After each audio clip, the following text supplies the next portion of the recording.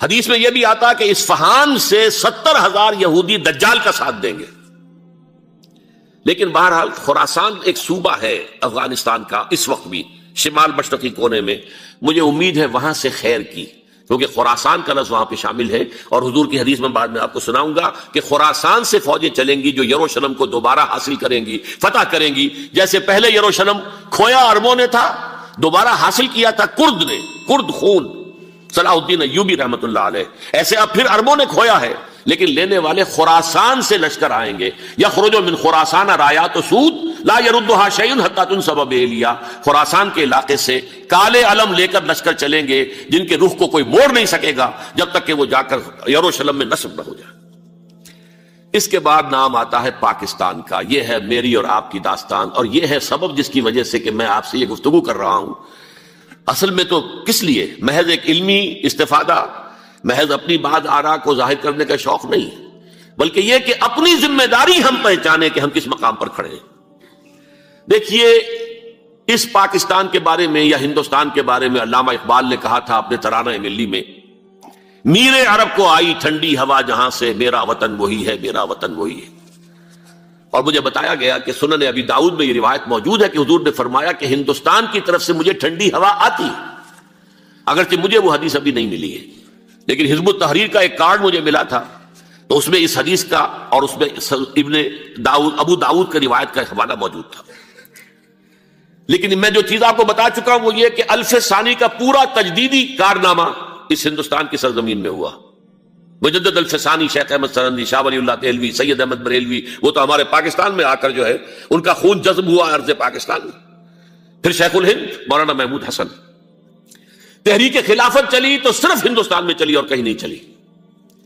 آزادی کی تحریک چلی پوری دنیا میں، وہ نیشنلزم کی بنیاد پر چلی، ملے نیشنلزم، عرب نیشنلزم، ترک نیشنلزم. ہمارے ہاں چلی تو اسلام کے نام پر. پاکستان کا مطلب کیا؟ لا الہ الا اللہ.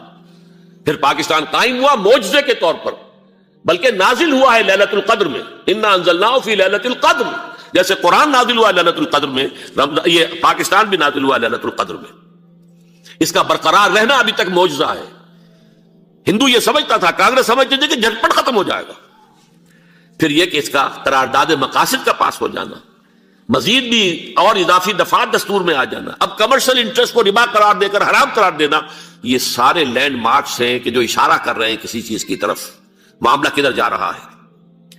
پھر یہ کہ یہ جو 14ویں صدی کے مجدد تھے شیخ الہند، اس کے بعد سے کچھ ایسی شخصیتیں عظیم پیدا ہوئی ہیں ہند میں، جن کو میں سمجھتا ہوں کہ 14ویں صدی کے مجدد اور 15ویں صدی کے مجدد کے درمیان، یہ 15ویں صدی کے مجدد کی راہ کو سیدھا کرنے والے، جیسے کہ حضرت یحییٰ نے کہا تھا میں تو آنے والے کا راستہ سیدھا کر رہا ہوں حضرت عیسیٰ کے لیے، ایسے ہی 15ویں صدی کے لیے امام مہدی کے لیے راستہ صاف کرنے والے سب سے پہلے علامہ اقبال، جنہوں نے اسلام کا تصور دین کی حیثیت سے دوبارہ زندہ کیا ہے، ورنہ اسلام ایک مذہب کی شکل اختیار کر چکا تھا.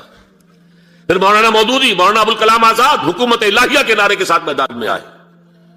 یہ اقبال نے جو تصور پیش کیا تھا اس پر عملی جد و جہد کے لیے حزب اللہ قائم ہوئی.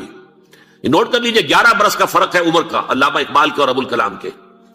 اور 1913 میں جب حزب اللہ قائم کیا اس وقت علامہ اقبال کی ملی شاعری اپنے عروج کو پہنچ چکی تھی.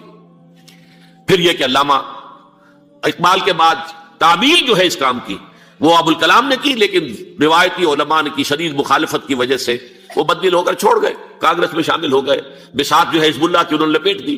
پھر مولانا مودودی آئے، انہوں نے وہ ڈور جو ہے اس کا سرا تھاما، جماعت اسلامی قائم کی حکومت الہیہ ہی کے قیام کے لیے. اگرچہ میرے نزدیک یہ کہ وہ انتخابی اور ایک قومی سیاست کی ایک جماعت بن کر پاکستان میں جو ہے دلدل میں پھنس گئی ہے. اب ہم اس کی کوشش کر رہے ہیں، تنظیم اسلامی اور یہ تحریک خلافت جس کے تحت یہ جلسہ ہو رہا ہے، یہ ساری چیزیں وہ ہیں کہ آپ کو سوائے پاکستان کے اور کہیں نہیں ملیں گی پوری دنیا میں. معلوم ہوتا ہے کہ پاکستان کو بہت بڑا رول پلے کرنا ہے اس میں. اور اس کے ساتھ اب جمع کر لیجئے افغانستان کی عمارت افغانستان، اسلامی عمارت افغانستان قائم ہو چکی ہے. یہ پچھلے 20 سالوں میں جو کچھ وہاں ہوتا رہا ہے اس سے پہلے تصور نہیں ہو سکتا تھا. علامہ اقبال کے فرزند بھی دیکھ کر آئے ہیں، تو اگرچہ وہ خود میں سمجھتا ہوں کہ خاصے انہیں آپ لبرل کہیں، آزاد خیال کہیں، لیکن اس درجے متاثر ہو کر آئے تھے کہ انہوں نے یہ کہا افغانستان میں جو میں نے حالات دیکھے ہیں کہ اگر 2-4 اور مسلمان ملکوں کے اندر یہ نظام قائم ہو جائے تو پوری دنیا مسلمان ہو جائے گی. یہ سب کچھ کیسے ہو رہا ہے؟ یہ آنے والے دور کی جھلکیاں ہیں. Coming events are casting their shadows before. یہ سب بتا رہے ہیں کہ پاکستان افغانستان کو مل کر اس میں کوئی عظیم رول پلے کرنا ہے. اور اس کے ضمن میں اب میں علامہ اقبال کے بارے میں آخری بات کہہ رہا ہوں. علامہ اقبال کے بارے میں عام یہ خیال ہے، انہوں نے اپنے خطبات میں مہدی کا اور نزول مسیح کا، حالانکہ میں کل پڑھ رہا تھا مولانا سید احمد اکبر آبادی رحمۃ اللہ علیہ کا ایک مقالہ ان کا کہ علامہ اقبال نے ابن خلدون کے بارے میں یہ کہا ہے کہ مہدی کا اور نزول عیسیٰ کا دونوں کا انہوں نے انکار کیا ہے، حالانکہ ابن خلدون نے نزول عیسیٰ کا انکار نہیں کیا، صرف مہدی کا انکار کیا ہے. بہرحال علامہ اقبال نے خطبات میں انکار کیا ہے. لیکن یہ کہ اپنی شاعری کے اندر میں چیلنج کرتا ہوں کسی بڑے سے بڑے اقبال شناس کو، ان کا یہ شعر ذرا سنیے. خضر وقت از خلوت دشت حجاز آید بروں، کارواں زی وادی دور و دراز آید بروں. خضر وقت، امام وقت، رہنمائے وقت، قائد وقت، خلوت دشت حجاز، حجاز کی صحرا کی کسی خلوت گزینی سے نکل کر باہر آئیں گے. میں حیران ہوتا ہوں علامہ کے اس فکر پر اور اس مصرے پر. یہاں انہوں نے شیعہ اور سنی دونوں کے کانسیپٹ جمع کر دیے. شیعہ کا کانسیپٹ یہ چھپے ہوئے کسی غار میں وہاں سے برآمد ہوں گے، اور ہمارا کانسیپٹ میں ام سلمہ رضی اللہ تعالیٰ عنہ کی حدیث سنا چکا، چھپے ہوئے ہوں گے وہ وہاں پر، مدینے سے نکل کر آ کر مکے میں چھپ جائیں گے. اس خانہ جنگی کی حالت میں لوگ ان کی طرف دیکھ رہے ہوں گے، سوچتے ہوں گے انہیں میدان میں آنا چاہیے، کوئی پارٹ پلے کرنا چاہیے، امت کی رہنمائی کرنی چاہیے. لیکن وہ چھپیں گے، وہ کارے ہوں گے، وہ اس ذمہ داری کو قبول نہیں کرنا چاہیں گے، جا کے چھپ جائیں گے مکے میں. وہاں سے مکے والے انہیں نکالیں گے اور وہ کارے ہوں گے، انہیں بالکل یہ پسند نہیں ہوگا کہ ذمہ داری اٹھائیں. تو خضر وقت از خلوت دشت حجاز آیت بروں، کارواں زی وادی دور و دراز آیت بروں. کارواں جو چلے گا ان کی مدد کے لیے اس وادی دور و دراز، اس عظیم وادی دور و دراز، یہ وادی سندھ ہے. وادی سندھ جو ہے ہم سمجھتے ہیں کہ صرف یہ پاکستان اور پنجاب جو ہے یہ اس میں شامل ہے، سندھ اور پنجاب نہیں، افغانستان کا پورا مشرقی علاقہ اس میں شامل ہے. جیسے دریائے جہلم سندھ میں جا رہا ہے، جیسے دریائے گلگت سندھ میں آ کر ملتا ہے، جیسے دریائے چناب اور راوی اور جہلم اور یہ سب جا رہے ہیں اور آ رہے ہیں، اسی طرح دریائے کابل کہاں سے آ رہا ہے، دریائے گومل کہاں سے آ رہا ہے، ٹوچی کہاں سے آ رہا ہے. یہ سارا جو ہے ڈرین جو ہو رہا ہے ایسٹرن جو ہے پارٹ آف افغانستان، یہ سب وادی ہے. اس وادی کے یہ دو حصے ہیں، ایک حصہ جو ہے یہ ادھر پاکستان میں ہے اور اسی وادی کا دوسرا حصہ جو ہے وہ افغانستان میں ہے. کارواں زی وادی دور و دراز آیت بروں، کارواں چلے گا یہاں سے. یخرج ناس من المشرق یؤتون للمہدی، یعنی سلطان ہی مشرق سے فوجیں چلیں گی کہ جو مہدی کی حکومت قائم کریں گی. اور یخرج من خراسان رایات و سود، اور خراسان سے سیاہ پرچم چلیں گے کہ جن کا رخ کوئی موڑ نہیں سکے گا، حتیٰ تنصب بیلیا، یہاں تک کہ وہ جا کر یروشلم کے اندر نصب ہو جائیں گے. حضرات، میں ایک میری گفتگو کا حصہ باقی تھا لیکن میں اسے چھوڑ رہا ہوں، اس لیے کہ گلوبلائزیشن جو اس کی ہوگی، جو خلافت علی منہاج النبوہ کی تجدید کامل حضرت مہدی کے ہاتھوں عرب میں ہوگی، اس سے پہلے اس کے لیے محنت، کوشش، جد و جہد پاکستان اور افغانستان میں ہو چکی ہوگی جو اسے سپورٹ کرے گی اور وہاں جا کر حکومت قائم کرے گی. اس کے بعد گلوبلائزیشن کا جو مرحلہ اس کا ہے وہ حضرت مہدی کے ہاتھوں نہیں ہے، وہ حضرت عیسیٰ ابن مریم ان کے نزول کے بعد ہے، جن کے نزول کے بعد دجال کا خاتمہ ہوگا اور یہودیوں کا استحصال ہوگا. مسلمانوں پر بھی بڑی تکالیف عربوں پر آئیں گی، شدائد آئیں گے، لیکن یہ وہ میں حصہ ملتوی رکھتا ہوں کسی دوسری محفل اور کسی دوسری مجلس اور نشست پر. اب میں آپ کو ذرا اس جو انسانوں میں سے انسان دشمنی کا جن کا سب سے بڑا رول ہے، میں ان کی 2000 سالہ تاریخ کا آپ کے سامنے نقشہ رکھنا چاہتا ہوں. ان 1400 سال کا تو میں نے صرف 4 آپ کو پوائنٹس بتائے. موسیٰ سے عیسیٰ تک 1400 برس علیہ الصلوۃ والسلام، 2 مرتبہ عروج، 2 مرتبہ زوال، اشیریوں کے ہاتھوں پٹوائی، بابلیوں کے ہاتھوں پٹانا، گریکس کے ہاتھوں مرمت، رومنس کے ہاتھوں مرمت. یہ جو 2000 سال ہیں، کیونکہ اب تو ظاہر بات ہے 21ویں صدی شروع ہو گئی، 20 صدیاں حضرت مسیح کو پوری ہو گئی. پہلی بات نوٹ کیجئے، حضرت مسیح کی پیدائش ہے سن 1 قبل مسیح. یہ نقطہ آپ نے کبھی سنا ہے یا نہیں؟ جب ملینیم کا سلسلہ شروع ہوا تھا پچھلے سال تو میں نے بیان کر دیا تھا کہ ایک عجیب حساب کے اندر انہوں نے غلطی کی ہوئی ہے. حضرت مسیح کی پیدائش ہوئی 25 دسمبر کو، سن انہوں نے شروع کر دیا، تو اس کے بعد جنوری آئی تو پہلا سال شروع ہو گیا. اگر جنوری سے پہلا سال شروع ہوا تو یہ 6 دن جو ہے تو اس کے پچھلے سال میں تھے، لہذا کہا جائے گا کہ Jesus Christ was born 1 year before Christ BC. تو ایک قبل مسیح میں حضرت مسیح کی پیدائش ہوئی. یہ آخری اسرائیلی نبی اور رسول. یہودی علماء کی مخالفت، دشمنی، سولی پر چڑھوا دینا میں بیان کر چکا ہوں. سن 33 عیسوی میں جبکہ حضرت مسیح کی عمر 33 برس تھی، اللہ تعالیٰ نے انہیں زندہ آسمان پر اٹھا لیا. لیکن یہودیوں نے اپنے خیال کے مطابق انہیں سولی پر چڑھوا دیا، ان کی موت واقع ہو گئی. اگرچہ اس کے بعد یہ اختلاف ہے ان میں. یہودی کہتے ہیں وہ سولی پر چڑھ گیا، ختم ہوا، مر گیا. عیسائی کہتے ہیں نہیں، انتقال ہوا ہے مسیح کا صلیب پر، لیکن پھر وہ دوبارہ زندہ ہو گئے ہیں. ان کی لاش ایک غار میں رکھ دی گئی تھی، وہاں ریزریکشن ہو گیا، ان کا باعث بعد الموت وہی ہو گیا، اور پھر انہیں اللہ نے زندہ آسمان پر اٹھا لیا. تو ہمارے اور عیسائیوں کے درمیان نوٹ کر لیجئے، یہ چیز مشترک ہے کہ حضرت مسیح آسمان پر زندہ اٹھائے گئے. فرق کیا ہے؟ وہ سمجھتے ہیں کہ سولی دیے گئے، سولی پر مرے، پھر زندہ ہوئے، پھر گئے. ہم سمجھتے ہیں کہ نہیں، وما صلبوہ وما قتلوہ، انہوں نے نہ صلیب دے سکے انہیں اور نہ انہیں قتل کر سکے، بل رفعہ اللہ الیہ، اللہ نے اٹھا لیا. پھر ہمارا اور یہ اس کا عیسائیوں کا ایک اور اتفاق ہے، سیکنڈ کمنگ آف جیسس، حضرت مسیح دوبارہ آئیں گے. یہ عیسائیوں کا بھی عقیدہ ہے اور ہمارا بھی. بہرحال تو جیسا کہ میں نے عرض کیا کہ اس وقت یہ عذاب استیصال، عذاب اکبر کے مستحق ہو چکے تھے، لیکن اللہ نے ان کی مدت دراز کی ہے. لیکن ان پر دنیاوی عذاب کا ایک کوڑا جو ہے اللہ تعالی کی طرف سے اسی وقت برسا. دنیاوی عذاب دنیا میں رہتے ہوئے ختم نہیں کیا. 37 برس بعد حضرت مسیح کے رفع سماوی کے 37 برس بعد سن 70 میں یہودیوں نے بغاوت کی رومیوں کے خلاف.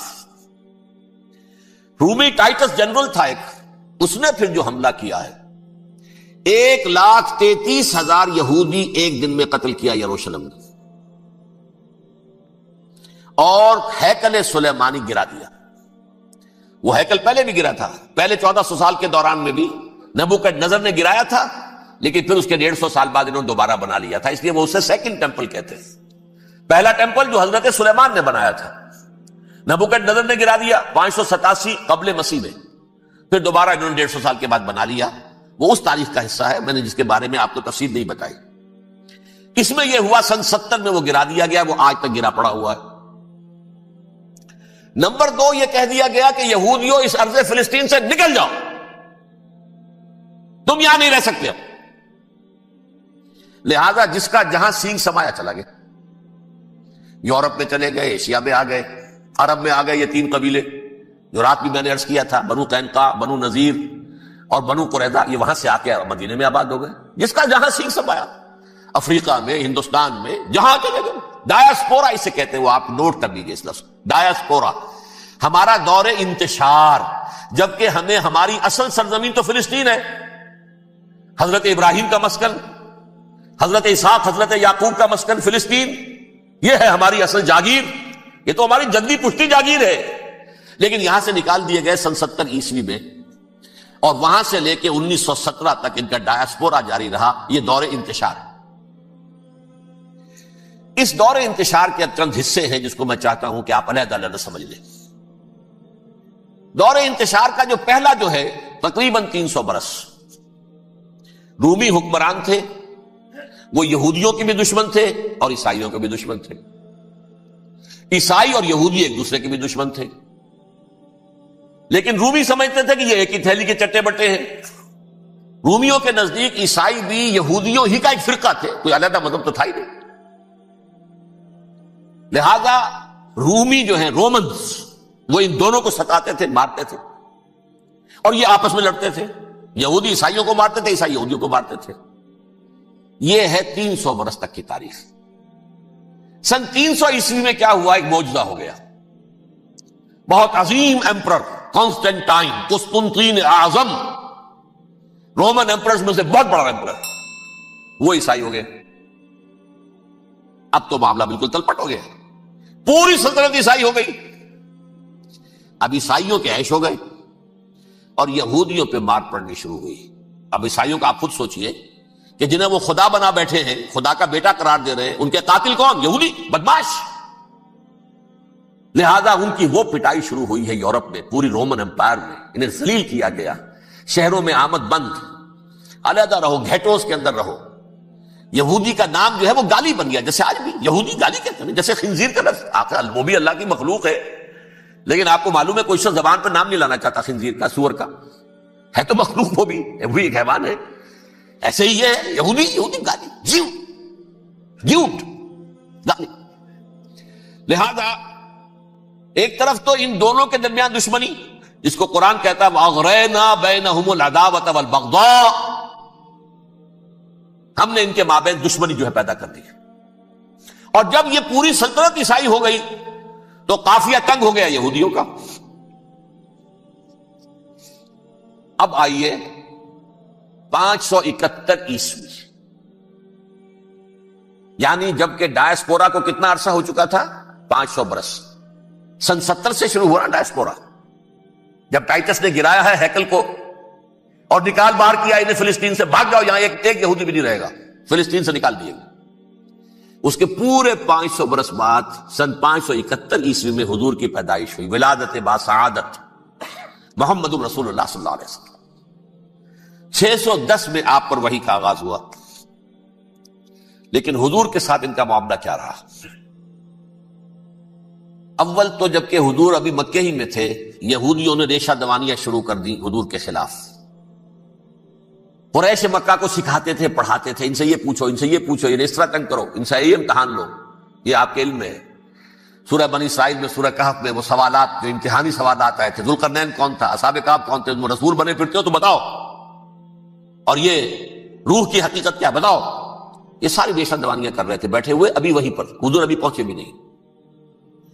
ہجرت فرما کر حضور تشریف لے آئے تو حضور نے، جسے ماسٹر سٹروک کہا جائے گا، یعنی اسٹیٹس مین شپ کا ماسٹر سٹروک، آپ نے مدینے میں آتے یہودیوں کے ساتھ پیکٹ کر دیا، جوائنٹ ڈیفنس پیکٹ آف مدینہ، کہ اگر مکے والے ہم پر حملہ کریں گے تو ہم مل جل کر ایک قوم کی حیثیت سے مقابلہ کریں. یہ میثاق مدینہ کہلاتا ہے، جس کے بہت غلط معنی پہنائے جا رہے ہیں آج کل. بہرحال میں موضوع میرا چونکہ یہ نہیں، میں ادھر نہیں جاؤں گا. لیکن ہوا کیا؟ ہر مرتبہ یہ خیانت کے مرتکب ہوئے. ان نے جو عہد کیے تھے ان سے پھرے، اندر ہی اندر سازش، ریشہ دوانی، حضور کی بدترین دشمنی. سورہ نساء کی آیت نمبر 12 میں، 14 میں، 13 میں فرمایا ہے لا تزال تطلع علی خائنۃ منہم. اے نبی، ہمیشہ آپ کے علم میں ان کی طرف سے خیانتیں، بددیانتیاں آتی رہیں گی. اور بار بار وہ مسلسل جنگ کی آگ بھڑکاتے تھے. قریش کو دعوت دیتے، آؤ آؤ آؤ، ہم اندر سے بغاوت کر دیں گے، تم آؤ تو صحیح، ختم کریں محمد کو اور اہل ایمان کو صلی اللہ علیہ وسلم ورضی اللہ تعالی عنہم اجمعین. لیکن پھر جب وہ آتے تھے تو یہ دبک جاتے تھے، ان میں ہمت نہیں تھی. میدان کے مرد نہیں رہے تھے. یہ سورہ حشر میں ان کا نقشہ کھینچا گیا ہے. کھلے میدان میں مقابلے کی اس کے اندر صلاحیت ہی نہیں ہے. یہ تو فصیلوں کے پیچھے سے، جیسے عورتیں کہیں دیہات میں لڑائی ہوتی ہے تو مرد جو ہے گلیوں میں لڑتے ہیں، عورتیں اوپر سے پتھر پھینکتی ہیں، بس وہ کام یہ کر سکتے تھے. من ورائے جدر، فصیلوں کے پیچھے سے، جنگ میں میدان میں نہیں آ سکتے. بہرحال قرآن مجید میں ہے یہ سورہ مائدہ کی آیت نمبر 64، کلما اوقدوا نارا للحرب اطفاها اللہ. اکثر و بیشتر مواقع پر تو یہ جب آگ بھڑکاتے تھے جنگ کی، اللہ اسے بجھا دیتا تھا. لیکن بہرحال اس کے باوجود جنگیں ہوئی، غزوہ بدر، غزوہ احد ہوئی کہ نہیں؟ یہ ساری اس اصل شرارت نہیں. اور اس کے نتیجے میں حضور نے پھر ایک ایک کر کے 3 قبیلوں کو سزا دی. غزوہ بدر کے فوراً بعد بنو قینقاع نکالے گئے مدینے سے. غزوہ احد کے فوراً بعد بنو نذیر نکالے گئے. اور غزوہ احزاب کے بعد بنو قریظہ نکال دیے گئے. یہ تو میں نے آپ کے سامنے رکھ دیا صرف حضور کے زمانے میں ان کا کیا رویہ رہا. دشمن، رات بھی ہم نے وہ آیت پڑھی تھی، لَتَجِدَنَّ أَشَدَّ النَّاسِ عَدَاوَةً لِلَّذِينَ آمَنُوا الْيَهُودُ وَالَّذِينَ أَشْرَكُوا. اہل ایمان کی دشمنی میں شدید ترین تم پاؤ گے یہودیوں کو اور مشرکین. مشرکین بھی بعد میں ہے، پہلے یہودی. حضور کے بعد کیا ہوا اب یہ نوٹ کیجئے، یہ ان کی تاریخ کا دوسرا دور. حضرت عمر رضی اللہ تعالیٰ عنہ قائد خلافت ہے. بیت المقدس کا محاصرہ کیا گیا، فصیل بڑی اونچی، شہر اندر سے سیلف سفیشینٹ، حملے کا راستہ کوئی نہیں، محاصرہ طول کھینچ رہا ہے، لیکن ان کے پاس رسد بھی موجود ہے، پانی بھی موجود ہے، وہ دروازے بند کر کے بیٹھے ہوئے۔ بالآخر اللہ تعالیٰ کی مشیت کا ظہور کیسے ہوا؟ ان کے کچھ علماء آئے فصیل پر، کہا دیکھو مسلمانوں، تم قیامت تک بھی یہاں پڑے رہو گے محاصرہ کر کے، ہمارا یہ شہر فتح نہیں ہوگا۔ ہاں، ایک درویش بادشاہ کے ہاتھوں یہ شہر فتح ہونا ہے، لیکن تمہارے اندر ہمیں وہ نظر نہیں آ رہا۔ ابو عبیدہ بن الجراح رضی اللہ تعالی عنہ، امین هذه الامہ، ان کا فوراً ذہن گیا، وہ درویش بادشاہ مدینے میں بیٹھا ہوا ہے، عمر رضی اللہ تعالی۔ اب ایک اور عمر بھی ہے جو قندھار میں بیٹھا ہے، نقشہ وہی ہے، سادگی کی حد تک نقشہ وہی ہے، بالکل وہی، اپنی آنکھوں سے دیکھا ہے، وہی سادگی۔ عمر اول، عمر ثانی تھے عمر بن عبد العزیز۔ اب ایک اللہ کے فضل سے اللہ تعالیٰ ایدہ اللہ بنصرتہ، اللہ تعالیٰ ان کی نصرت فرمائے، دشمنوں کو ان کے مقابلے میں نیست و نابود کرے۔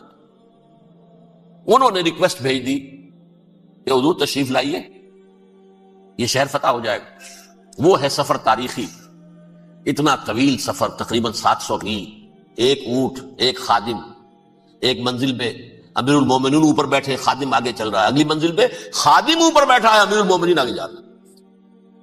اور جب پہنچے ہیں تو وہ باری تھی خادم کی، انہوں نے ہاتھ جوڑ دیا، حضور خدا کے لیے تم کیا کہیں گے لوگ، وہ میرا برا حال کر دیں گے، تمہیں شرم نہیں آئی؟ امیر المومنین پیدل آگے چل رہے ہیں نکیل پکڑ کر، اور تم بیٹھے ہو اوپر براجمان ہو۔ حضرت عمر فرمایا الدور دورک، نہیں، باری تمہاری ہے، بیٹھ۔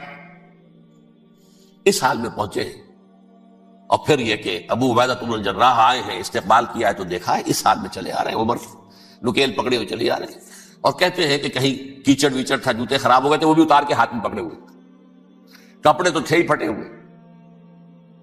انہوں نے کہا کہ حضرت ابو عبیدہ نے، دیکھیے یہ بڑا متمدن ملک ہے، بڑا مہذب علاقہ ہے یہ، آپ ذرا حلیہ اپنا دوست فرما لیں، تب جا کے پیش ہم آپ کو کریں گے۔ آپ نے فرمایا نحن قوم اعزنا اللہ بالاسلام، ہم وہ قوم ہیں جنہیں اللہ نے عزت دی ہے اسلام کے ذریعے سے، کپڑوں کے ذریعے سے نہیں، دولت کے ذریعے سے نہیں۔ اسی حال میں گئے ہیں، اوپر سے انہوں نے کھڑے ہو کر نشانیاں دیکھی ہیں، اپنی کتابیں کھولی، ہاں یہ وہی ہے، اچھا لو جی سرنڈر، شہر تمہارے ہاتھ میں۔